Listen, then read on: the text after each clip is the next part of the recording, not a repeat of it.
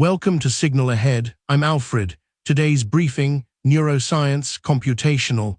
Friday, August 7. This is the synthesis above the noise, not the headlines, but the deep currents beneath them. Let's get into it. Welcome. Let's begin not with a single headline, but with a suspicion that runs underneath a great many of the things computational neuroscientists are quietly worried about this year. And it's this. Across a field that studies brains made of tissue and machines made of matrices, the most valuable substance in circulation has become persuasiveness, and persuasiveness has quietly detached itself from evidence. Now that sounds like a philosopher's complaint, so let me make it concrete, because the connection is the whole point. Consider a warning that's 4 centuries old, Francis Bacon's objection to what he called the anticipations of nature, the seductive habit of winning assent from a handful of striking facts. Bacon's antidote was the table of absence. Don't just catalogue where your property appears, check rigorously where it fails to appear and ought not to. The demand was that looking convincing should not, by itself, count as evidence. And here's the load-bearing observation. For 400 years, we got away with letting persuasiveness substitute for evidence, because making something convincing was itself hard work. The labor of fabrication was a kind of natural tax that filtered out most nonsense. Generative systems have now removed that tax. Manufacturing a convincing figure, a plausible mechanism, a fluent narrative costs almost nothing. And so an old era returns not at the old scale, but at machine speed and machine volume. Why does this matter for a field of the brain specifically, and why do I say it's the cross-cutting insight? Because when you lay this year's work side by side, you find the same structural problem appearing in domain after domain, wearing different clothes. Look at the state of clinical AI for deep brain stimulation, a survey of well over 200 studies spanning a quarter century. The dominant finding is not that the methods fail, it's that they look wonderful internally and almost never survive external validation. Encouraging in-house performance, rare out-of-sample testing, retrospective single-center evaluations, and a worrying fraction fitting high-dimensional models to tiny samples. That is Bacon's problem exactly. A model that hits a convincing target once, inside its own dataset, is a single point struck in a vast space of possibilities, and we've mistaken the marvel of the hit for evidence of the underlying law. You see the same pattern of misplaced surprise in the EEG Foundation models. These are systems trained to reconstruct or align short snippets of signal, then pooled into a tidy embedding, and they benchmark beautifully. But probe them for the thing that actually characterizes brain dynamics across time, the long-range temporal correlations in the alpha envelope, and the embeddings turn out to be blind to it. They've captured the spectral shape and lost the temporal memory, which is precisely why they shatter when you move them to a new population. The performance was persuasive. It was not, in the deeper sense, evidence of having learned the brain. And here is what I want you to hold on to for the rest of our conversation. The healthy response to this is not despair, it's a return to structure. Watch what the most careful work does when it stops asking, does this look convincing? And starts asking, where should this fail, and does it? There's a lovely piece on pain localization that refuses the lazy single gradient story, the idea that pain is simply more or less informative depending on anatomical complexity. Instead, it dissects 3 genuinely distinct failures, each with its own mathematics, many structures crowding one location, a non-identifiable inverse problem, a centrally driven amplification that swaps out the entire generative model, and systematic person-dependent displacement. 3 failures, 3 instruments, 3 consequences. That is the table of absence in modern dress, insisting that a phenomenon is not one thing. The same discipline shows up in the work on Alzheimer's connectivity, which reaches a beautifully inconvenient conclusion. The optimal sites to stimulate are not the most affected sites, and the disease signature, though correctable in silico, demands a distributed, coordinated intervention rather than one seductive focal target. The convenient story, find the broken bit, fix the broken bit, simply doesn't survive contact with the model. So here is the argument I want to build over our time together. The state of computational neuroscience right now is a field caught between 2 forces pulling in opposite directions. On one side, an unprecedented capacity to generate convincing artifacts, models, embeddings, phantom evidence that flatter our anticipations. On the other, a small but growing body of work that has rediscovered, often without naming it, Bacon's discipline: distinguish your failure modes, test where the effect should be absent, prefer the identifiable model over the impressive one. In the segments ahead, I want to follow both threads, where the machinery of persuasion is leading us astray, and where the return to structure is quietly doing the real work. Because the health of a science, it turns out, is measured not by how much it can produce, but by how carefully it counts its surprises. There is a temptation, when you survey a field's output over a single week, to see only the scatter: a study of organoids firing in a dish, a review of machine learning in deep brain stimulation, a meditation on why patients cannot always tell you where it hurts, a claim that large language models think, in certain respects, rather like we do. It looks like a bazaar, every stall selling something different, none of them talking to one another. But that is precisely the illusion I want to dispel. Beneath the clamor, there is a single current running through all of it, and once you feel its pull, the whole field starts to look less like a bazaar and more like a river. The current is this: computational neuroscience is quietly abandoning the search for the place where things happen and replacing it with the search for the pattern by which things happen. Localization is giving way to distribution. The spotlight is giving way to the network, and this is not a fashion. It is a structural correction, because the old assumption that a function lives at an address, that a symptom points to a site, that a disease has a lesion keeps failing in ways that are now being made mathematically explicit. Consider pain. The intuitive picture is that where it hurts tells you what is wrong, and sometimes it does. But there is a careful argument circulating now that the failures of that picture are not one failure, but three, each with its own structure. In one case, many structures share a location, so the inverse problem simply has no unique solution. You cannot recover the cause from the coordinate. In another, the peripheral generator has been replaced altogether by a centrally driven pattern, so there is no site to find. The generative model itself has changed. In a third, the location displaces systematically, person by person. Notice what has happened. The question where has dissolved into three different questions, and none of them is answered by pointing at a body part. The answer lives in the relationship between signal and generator, not in a place. Now hold that beside Alzheimer's, where the same lesson arrives from an entirely different direction. Here you have work that fits individualized models of a patient's resting dynamics and asks, if we wanted to nudge this brain back toward a healthy pattern, where would we push?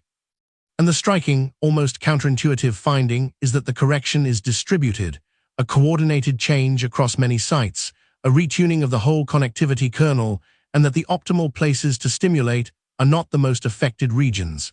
The damage sits in one geography, the leverage sits in another. If you had trusted the atrophy map, if you had trusted the lesion, you would have aimed at the wrong target.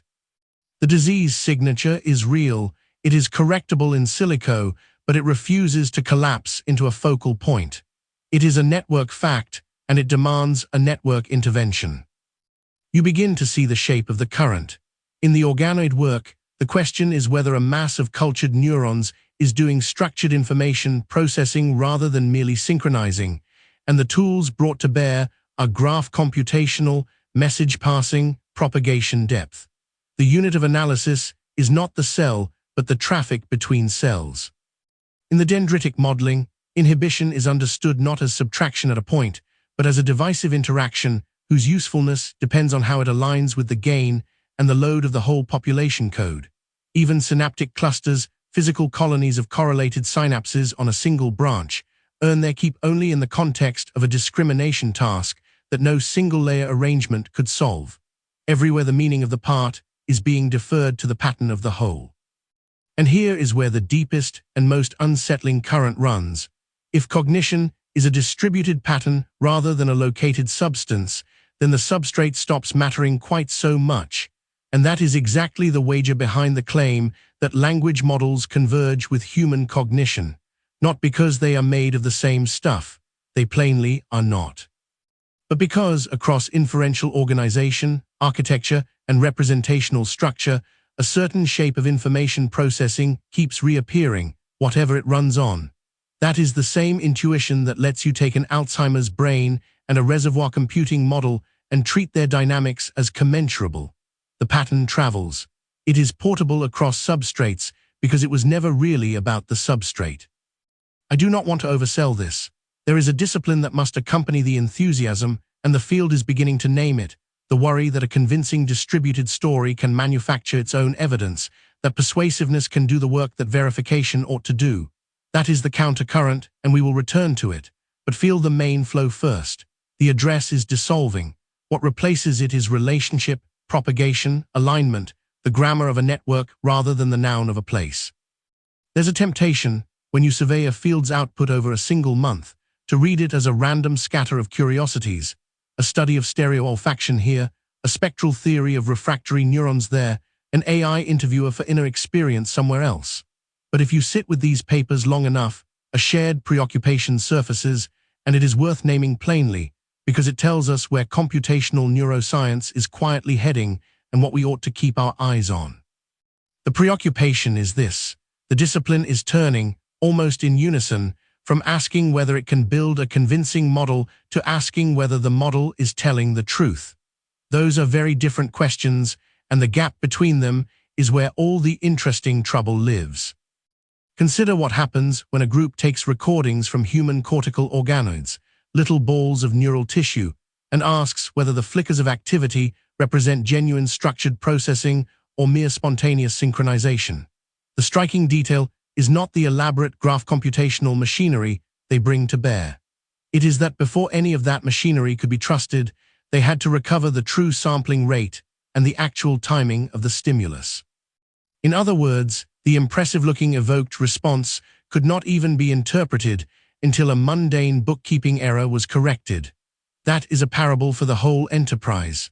The persuasive picture and the truthful picture are not the same, and the labor of the field is increasingly the labor of telling them apart. You see the same worry, sharpened into an argument, in the meditation on generative AI manufacturing false positives. The insight there reaches back 4 centuries to Bacon's warning against being seduced by a few striking confirmations and his insistence on the table of absence, the discipline of checking that a thing fails to appear where it should not. The claim is that for most of history, making something look convincing was itself hard, and that difficulty acted as an accidental filter on nonsense.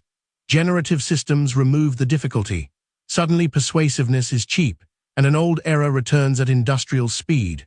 What is being counted, the argument goes, is surprise the marvel of a single convincing output against a vast field of possibilities, when what should be counted is something more austere. Now hold that thought against the systematic review of artificial intelligence in deep brain stimulation. 239 studies, most reporting encouraging internal performance, and yet external validation is rare. Evaluations remain retrospective and single-center, and a troubling share involve tiny samples in enormous feature spaces. This is precisely the phantom evidence problem wearing a clinical coat.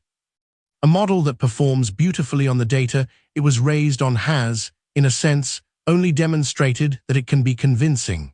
Whether it is true, whether it will help a patient in a clinic that did not generate its training data, is a wholly separate and largely unanswered question. The readiness is lower than the enthusiasm. What should we watch for then? I would offer 3 things. The first is the shift from focal to distributed thinking, and its uncomfortable consequences. The Alzheimer's modeling work makes a claim that ought to unsettle anyone hoping for a neat therapeutic target. The disease signature in functional connectivity is not a few broken sites, but a coordinated, distributed pattern, and this is the sharp part. The optimal places to stimulate are not the most affected places. Our intuitions say fix what is broken. The mathematics says otherwise. Watch for that intuition to keep failing us, and watch for whether the field has the discipline to follow the equations against common sense. The second is the fragility that hides beneath fluent performance. The examination of EEG foundation models found them, for all their sophistication, blind to long-range temporal correlations, reconstructing short patches beautifully while losing the slow structure that actually governs whether they transfer to a new population. That is fluency without comprehension, and it should make us wary every time a system dazzles on a benchmark and stumbles in the world. The third is more hopeful, and it concerns what genuine explanation looks like. The paper untangling 3 distinct failures of pain localization refuses the easy single gradient story and insists that what looked like one phenomenon is 3, each with its own structure and its own proper instrument. That is the antidote to phantom evidence, not more persuasion, but finer distinctions. Underneath all of it runs a quiet convergence, the recognition that large language models share deep organizational principles with human cognition, that dendrites and shunting inhibition can be understood as trainable computation, that even culture might ratchet through neural nets. The tools are unifying. The risk is that unified tools produce uniformly convincing nonsense. The work ahead is Baconian, to keep asking of every beautiful result, whether it appears where it should not. Persuasiveness was our filter. We will now have to build the filter by hand. That's the signal for today. The noise will keep coming. We'll keep finding what's underneath it. This has been Signal Ahead with Alfred. Until next time.